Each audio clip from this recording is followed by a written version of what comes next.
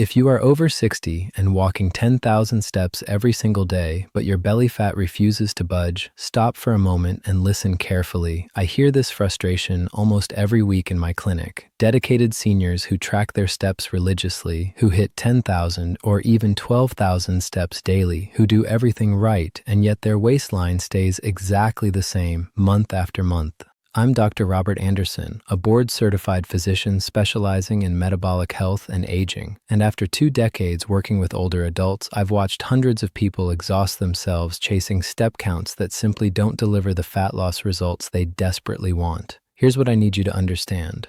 The 10,000 step goal isn't wrong, but for belly fat loss after 60, it's incomplete. Your body after 60 doesn't respond to movement the same way it did at 40. Your metabolism has shifted, your hormones have changed, your muscle mass has declined, and walking alone, no matter how many steps, cannot trigger the specific metabolic signals your aging body needs to release stubborn abdominal fat. What I'm about to share with you might challenge everything you've been told about exercise and weight loss, but it's based on solid metabolic science, clinical observation, and the real transformations I've witnessed in my practice. I'm going to show you a strategic movement protocol that takes less time than walking 10,000 steps, protects your joints better, and targets belly fat through 3 specific metabolic pathways that walking alone simply cannot activate. Before we dive in, I need 2 quick things from you. First, hit that subscribe button. I create these videos to give you straight-shooting, science-based health information that actually works for people over 60, not generic advice designed for 30-year-olds. Second, drop a comment below with your age and where you're watching from. I read every single comment, and I love seeing our global community come together around these health challenges. Now, let me tell you about Dorothy, 68 years old. She came to see me exhausted and defeated. "Dr. Anderson," she said, her voice tight with frustration, "I walk every single morning, rain or shine. I hit 10,000 steps, sometimes 12,000. I've been doing this for 2 years, and my belly looks exactly the same." She pulled out her phone and showed me her step tracking app. Day after day, month after month, 10,000 steps, 11,000 steps, 12,000 steps, an unbroken record of dedication and discipline. Dorothy had done everything the internet told her to do. She bought good walking shoes. She tracked her steps obsessively. She walked after meals like the article said. She even added arm movements for extra calorie burn.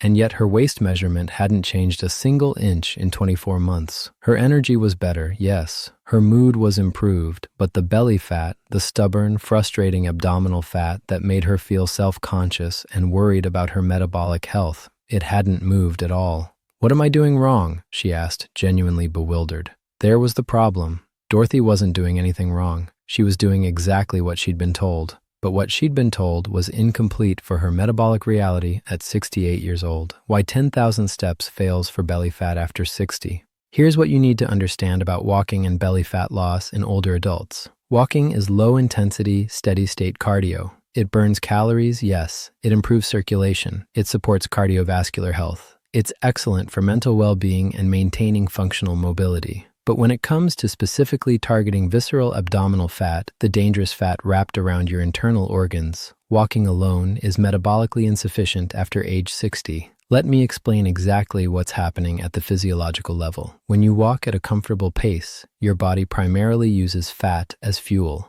That sounds perfect, right? But here's the critical detail most people miss. Your body adapts to steady-state cardio extremely efficiently. Within weeks, your metabolism learns to perform that same walk using fewer calories. This is called metabolic adaptation. Your body becomes efficient at walking, which is wonderful for endurance and stamina, but terrible for ongoing fat loss. Research published in the Journal of Applied Physiology found that after approximately 12 weeks of consistent moderate-intensity walking, metabolic adaptation reduces calorie expenditure by up to 30% for the same distance. Your body literally learns to walk more efficiently, burning fewer calories per step. That's why Dorothy's results plateaued so dramatically. But there's a second, even more critical issue. Walking does not significantly stimulate growth hormone or activate AMPK. 2 of the most powerful metabolic signals for abdominal fat breakdown in aging adults. Growth hormone, which declines dramatically after age 60, is one of your body's primary fat-mobilizing hormones. It signals your adipose tissue to release stored fat for energy. AMPK, AMP-activated protein kinase, is a cellular energy sensor that triggers fat oxidation when activated. Walking at a comfortable pace simply doesn't create the metabolic stress necessary to activate these pathways strongly. And there's a third factor that nobody talks about. After age 60, you lose approximately 3 to 8% of your muscle mass per decade, a condition called sarcopenia. Lower muscle mass means lower resting metabolic rate. You burn fewer calories at rest. Walking doesn't build or preserve significant muscle mass, especially in your legs and core. Without muscle preservation and growth stimulus, your metabolic rate continues its slow decline, making fat loss progressively harder year after year, no matter how many steps you walk. So Dorothy was trapped in a metabolic box. She was burning fewer calories with each walk due to adaptation. She wasn't triggering the hormonal signals needed to mobilize belly fat, and she was losing muscle mass, which was steadily lowering her baseline metabolic rate. Walking alone couldn't break through any of these three barriers. The three metabolic pathways your body needs. If you want to lose belly fat after 60, your movement protocol must activate three specific metabolic pathways. Not one, not two, all three, consistently, several times per week. Here they are. Pathway number 1, growth hormone activation. Growth hormone is released in response to high-intensity effort and metabolic stress. Short bursts of challenging exercise, not long steady walks, trigger growth hormone secretion from your pituitary gland. This hormone travels through your bloodstream to your fat cells, particularly visceral fat, and signals them to release stored triglycerides for energy. A study from the University of Virginia found that high-intensity interval training increased growth hormone levels by up to 450% in older adults, compared to virtually no increase from steady-state walking. Pathway number 2, AMPK activation. AMPK is your cellular fuel gauge. When your muscles work hard and briefly deplete their energy stores, AMPK activates. Once activated, AMPK does three critical things. It increases fat oxidation inside your muscle cells. It improves insulin sensitivity. And it triggers mitochondrial biogenesis, the creation of new energy-producing mitochondria. More mitochondria means better fat-burning capacity long-term. Research published in Cell Metabolism demonstrated that AMPK activation is most robust during brief, challenging muscle contractions, not prolonged, low-intensity movement.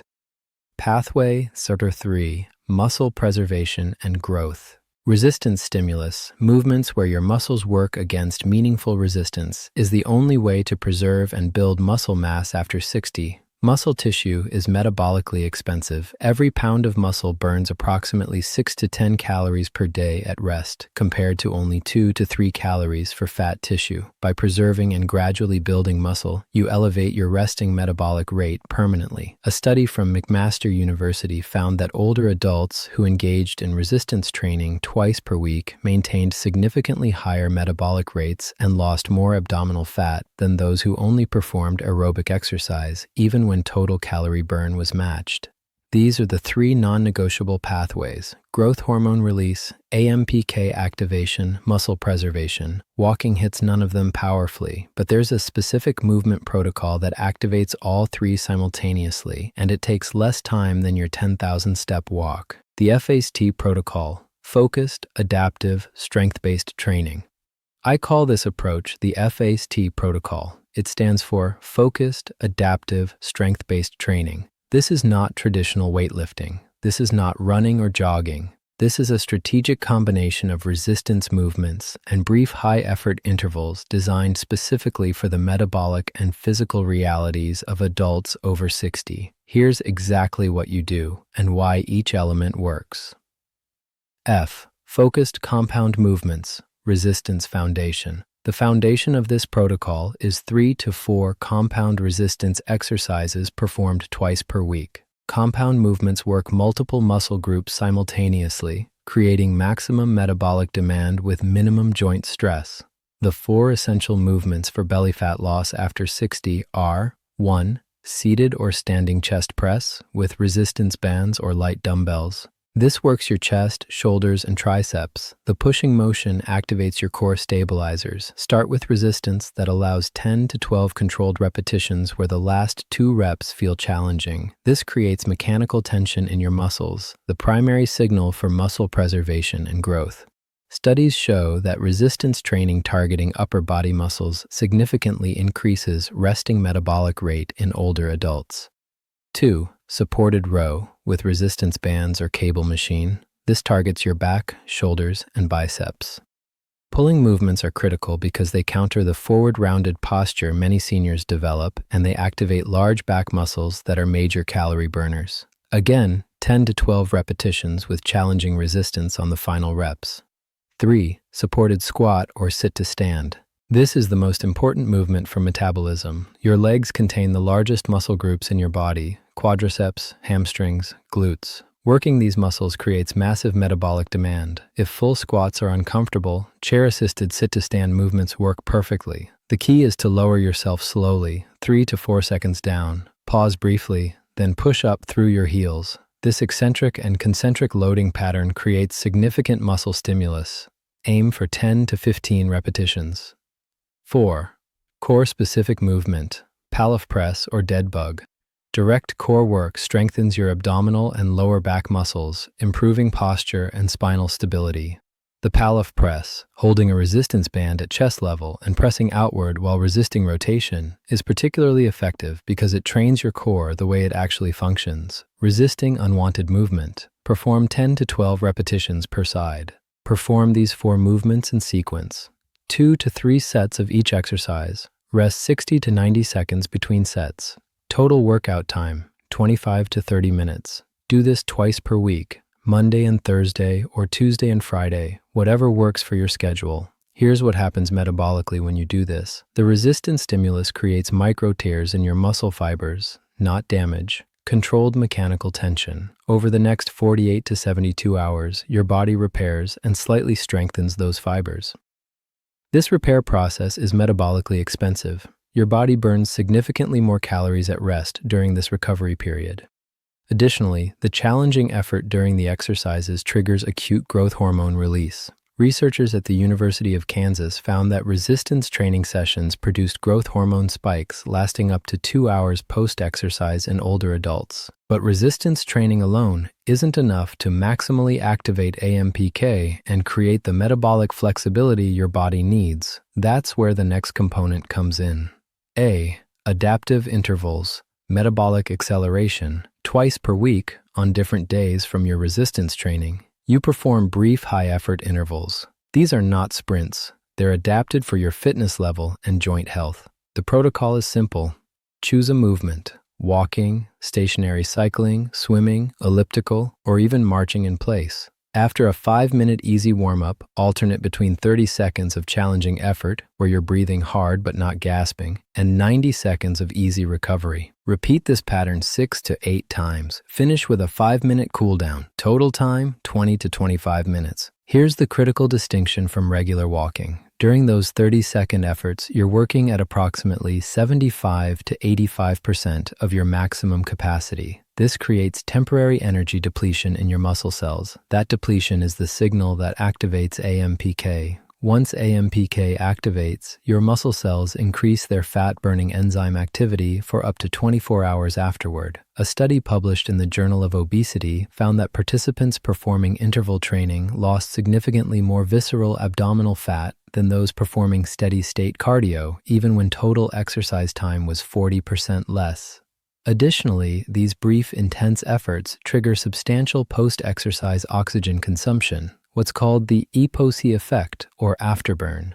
Your metabolism remains elevated for hours after you finish. Research from Colorado State University showed that interval training increased metabolic rate by up to 15% for 14 hours post-exercise. The beauty of this approach for seniors is adaptability. Challenging effort is relative to your current fitness. If you're just starting, your 30-second effort might be brisk walking. If you're more fit, it might be faster walking or incline walking. As you adapt over weeks, you naturally increase the intensity. Your body tells you when you're ready to push a bit harder. There's no rigid prescription that ignores your individual capacity. S. Strategic timing, metabolic optimization. Timing matters significantly for belly fat loss. Here's what the research shows works best for adults over 60. 1. Morning resistance training, if possible. Performing your resistance workout in the morning, ideally after a light breakfast, optimizes growth hormone response and sets your metabolic rate higher for the entire day. Your body remains in an elevated calorie-burning state for 12 to 16 hours after resistance training. If morning isn't possible, late morning or early afternoon works well. Avoid resistance training late in the evening, as it can interfere with sleep in some older adults. 2. Fasted or pre-breakfast intervals, optional if medically appropriate. For those without blood sugar regulation issues, performing your interval session before breakfast, or at least 3 hours after your last meal, can enhance fat oxidation during and after exercise. When glycogen stores are lower, your body shifts more readily to fat as fuel. However, this is optional. If you have diabetes, low blood pressure, or feel lightheaded exercising on an empty stomach, absolutely eat first. Safety always comes before optimization. 3. Post-exercise protein. Within 2 hours, after both resistance training and intervals, consume 20 to 30 grams of high-quality protein within 2 hours. This supports muscle repair and preservation. Research from the University of Texas found that older adults who consumed protein shortly after exercise maintained significantly more muscle mass and lost more abdominal fat over 12 weeks compared to those who delayed protein intake. Time-efficient consistency, sustainable adherence. The final component is the most important, consistency. You don't need to exercise every day. You don't need hour-long workouts. The F.A.S.T protocol requires 4 sessions per week. Monday, resistance training, 25-30 minutes. Tuesday, rest or gentle walking. Wednesday, interval training, 20-25 minutes. Thursday, resistance training, 25 to 30 minutes. Friday, rest or gentle walking. Saturday, interval training, 20 to 25 minutes. Sunday, complete rest. Total weekly exercise time, approximately 90 to 110 minutes. Compare that to walking 10,000 steps daily, which typically takes 90 to 120 minutes every single day. You're exercising less total time per week, but with far greater metabolic impact. The key is consistency. Doing this protocol twice a week doesn't work. Doing it sporadically doesn't work. 4 sessions per week, every week for at least 12 weeks. That's when the metabolic transformation occurs. How Dorothy transformed in 16 weeks. Let me tell you what happened when Dorothy implemented this protocol. We started conservatively. Her resistance exercises used light dumbbells, 5 pounds for upper body weight for squats assisted by a chair. Her intervals were 30 seconds of brisk walking, alternating with 90 seconds of easy walking. Nothing extreme, nothing intimidating. The first 2 weeks, she felt sore. Not injured, just the healthy muscle soreness that comes from using muscles in new ways. Her energy actually dipped slightly as her body adapted. I warned her this would happen and reassured her it was temporary. By week 3, the soreness faded. She noticed she felt stronger getting up from chairs. Her posture improved. The intervals felt slightly easier, so we increased her walking pace during the 30-second efforts. By week 6, Dorothy came in excited. Dr. Anderson, my pants feel different, not loose yet, but definitely not as tight. Her waist measurement had decreased by 1.5 inches. Her weight had only dropped 4 pounds, but she'd lost fat and gained a small amount of muscle, a far better composition change than weight loss alone. By week 12, she'd lost 3 inches from her waist. Her weight was down 9 pounds, but more importantly, her body composition scan showed she'd lost 12 pounds of fat and gained 3 pounds of muscle. Her resting metabolic rate had increased by approximately 80 calories per day, the equivalent of walking an extra mile daily without doing anything. At 16 weeks, Dorothy stood in my office with tears in her eyes. I can't believe how different I feel. I have more energy at 68 than I did at 65. My back doesn't hurt. I can see my waistline again, and I'm exercising less time than when I was walking 10,000 steps every day. Her final measurements, 4.5 inches lost from her waist. 13 pounds of fat lost, 4 pounds of muscle gained. Resting metabolic rate increased by approximately 100 calories per day. Fasting blood sugar improved from 108 to 94. Blood pressure dropped from 138 to 88 to 122/78. That's not magic, it's not genetics, it's metabolic science applied strategically to the specific needs of an aging body. What to expect, your realistic timeline. Let me give you a realistic timeline so you know exactly what to expect when you implement this protocol. Weeks 1-2, you'll feel muscle soreness, especially if you're new to resistance training. This is normal and healthy. It's called delayed onset muscle soreness, DOMS, and it fades within 10 to 14 days as your body adapts. You might feel slightly more fatigued as your body adjusts to the new metabolic demands. Don't be discouraged. This is temporary adaptation. You probably won't see visible fat loss yet, but internally, your muscles are responding, your metabolism is shifting, and your fat cells are beginning to increase their enzyme activity. Weeks 3-4. The soreness disappears. You feel noticeably stronger during the exercises. You can lift slightly more weight or perform more repetitions. Your intervals feel more manageable. What felt challenging in week 1 now feels moderate. This is your body adapting beautifully. Some people begin to notice their clothes fitting slightly differently around the midsection. You might lose 1 to 2 inches from your waist during this phase. Weight loss is typically modest, 2 to 4 pounds, because you're simultaneously building small amounts of muscle. Weeks 5-8. This is when visible changes accelerate. Most people notice clear reduction in waist circumference, 2 to 3 inches total from baseline. Your belly feels firmer. You can see more definition in your arms and legs. Energy levels are noticeably higher throughout the day. Sleep often improves because your body is using energy more efficiently. Weight loss typically reaches 5 to 8 pounds by this point, but remember, you're also adding muscle, so fat loss is even greater than the scale shows. Weeks 9-12. Major transformation becomes obvious. Waist reduction typically reaches 3 to 4 inches. Clothing sizes often drop. People comment that you look different. Your posture is straighter. You feel more confident physically. Blood work often shows improvements, better fasting glucose, better triglycerides, better blood pressure. Weight loss is typically 8 to 12 pounds, but body composition changes are dramatic because muscle mass is preserved or increased. Months 4-6. Results continue improving. Waist reduction can reach 4 to 6 inches. Metabolic rate is significantly elevated. Your body has become more metabolically flexible, better at switching between burning carbohydrates and fats for fuel. You maintain these results more easily because your elevated muscle mass keeps your metabolism higher. Many people find they can eat slightly more without gaining weight because their resting metabolic rate has increased permanently. The critical key is consistency. If you do this protocol sporadically, 1 week on, 2 weeks off, you won't get these results. Your body needs consistent, repeated stimulus to create lasting metabolic adaptation. But if you commit to 4 sessions per week for at least 12 weeks, these changes are not only possible, they're typical. Important medical considerations.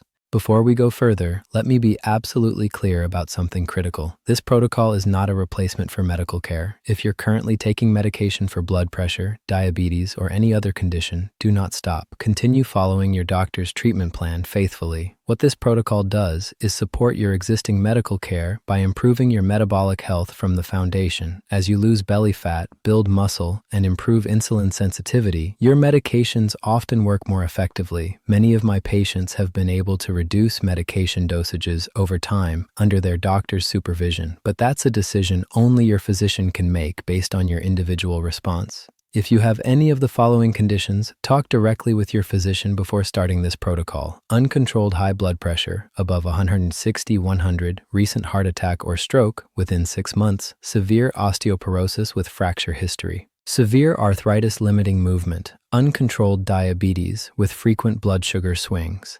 Any condition your doctor has told you limits exercise. For most older adults, this protocol is completely safe and highly beneficial. But individualized medical guidance is essential if you have significant health conditions. Additionally, if you're taking blood pressure medication, monitor your blood pressure regularly as you implement this protocol. As your fitness improves and belly fat decreases, your blood pressure often drops. Watch carefully for symptoms of low blood pressure, dizziness when standing, unusual fatigue, lightheadedness, and report them to your doctor immediately. Your medication dosage may need adjustment. Why this works when walking. doesn't let me summarize exactly why the F.A.S.T protocol succeeds, where 10,000 steps fails for belly fat loss after 60. Walking is metabolically adapted within weeks. Your body learns to perform it efficiently, burning fewer calories per step over time. The F.A.S.T protocol constantly challenges your body with progressive resistance and varied intensity, preventing metabolic adaptation. Walking doesn't trigger significant growth hormone release. The F.A.S.T protocol, through both resistance training and intervals, creates the metabolic stress that spikes growth hormone up to 450%, signaling your fat cells to release stored triglycerides. Walking doesn't activate AMPK powerfully. The F.A.S.T protocol's interval component creates brief energy depletion that activates AMPK, increasing your fat-burning enzyme activity for up to 24 hours after each session.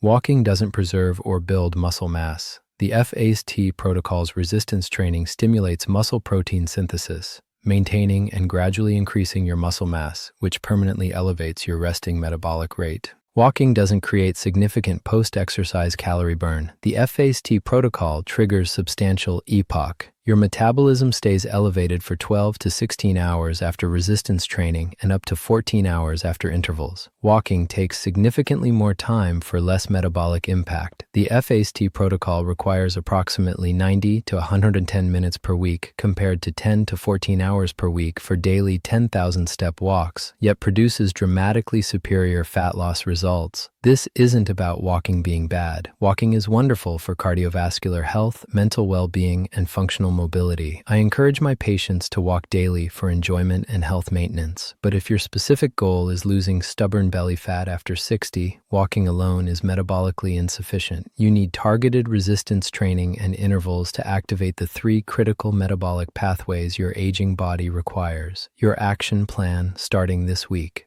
Here's exactly what I want you to do. Starting this week. Step 1. Schedule your 4 weekly sessions right now. Put them in your calendar. Treat them like doctor's appointments, non-negotiable commitments to your metabolic health. Step 2.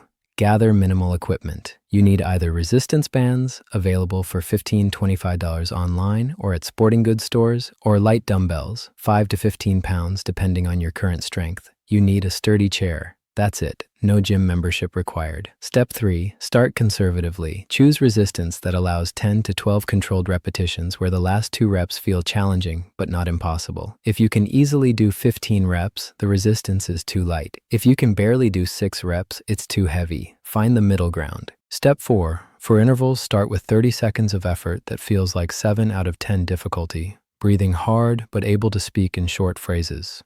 Recover for 90 seconds at easy pace. Repeat 6 times the first week. As it feels easier over weeks, add 1 to 2 more intervals or increase your effort level slightly. Step 5. Track your waist measurement.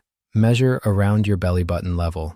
Write it down. Remeasure every 2 weeks. This is more important than tracking weight because muscle gain can mask fat loss on the scale. Step 6. Consume 20 to 30 grams of protein within 2 hours after your resistance workouts. This could be a protein shake, Greek yogurt with nuts, eggs, chicken breast, or fish. Protein is the building block your muscles need to repair and strengthen. Step 7. Be patient and consistent. Commit to 12 weeks minimum. Mark it on your calendar. Results accelerate over time as metabolic adaptation occurs. The first few weeks plant the seeds. Weeks 4 to 12 is when you harvest the transformation. If you implement this protocol faithfully for 12 weeks, I am confident you will lose more belly fat than you lost in years of walking 10,000 steps daily. Your metabolism will shift, your body composition will transform, and you'll do it in less total exercise time per week. Before we end, I want to know, where in the world are you watching from right now? Drop your age and your country or city in the comments below. I genuinely love seeing how far this message travels, and it reminds all of us that stubborn belly fat after 60 is a challenge we're facing together across the globe. Every day of inaction is another day of metabolic decline and stubborn belly fat. But you now have a proven protocol that works with your aging metabolism, not against it. Implement it. Trust the science. Watch your body respond. I'm Dr. Robert Anderson. Stop walking endlessly. Start training strategically. Reclaim your metabolism. Restore your confidence. I'll see you in the next video.